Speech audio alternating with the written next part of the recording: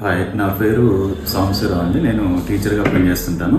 ఒకరోజు ఇలాగే క్లాస్లో ఉంటే లెసన్ చెప్తూ ఉన్నప్పుడు సడన్గా హార్ట్ బాగా చెస్ట్ పెయిన్ వచ్చేసి అసలు ఊపిరి కూడా అందని పరిస్థితికి వచ్చి పడిపోయాను. నేను ఈ హాస్పిటల్కి వచ్చిన తర్వాత దాదాపు అన్కాన్షియస్లో వెళ్ళిపోయాను. తర్వాత నాకు షాక్ ఇచ్చి సిపిఆర్ చేసి మళ్ళీ నన్ను లేపటం జరిగింది. వెంటనే స్టంట్ వేసి హ్యాపీగా ఉంది. డాక్టర్ రంజిత్ గారు కేర్ తీసుకొని స్టంట్ వేయటం జరిగింది. దాంతో మళ్ళీ నేను సర్వైవ్ అయ్యాను. ఆపరేషన్ జరిగి కూడా 4 years అయిపోయింది. ప్రస్తుతం నా ఆరోగ్యం బాగానే ఉంది. అక్కడి నుంచి ఇక రెగ్యులర్గా ప్రతి 3 monthsకి ఒకసారి వచ్చి చూపించమన్నారు. తర్వాత ఇప్పటికి నేను ప్రస్తుతం నాకు ఎటువంటి ఇబ్బంది లేదు. ఇప్పుడు కూడా డాక్టర్ గారికి చూపించాను, ఏ ఇబ్బంది లేదు. Thank you.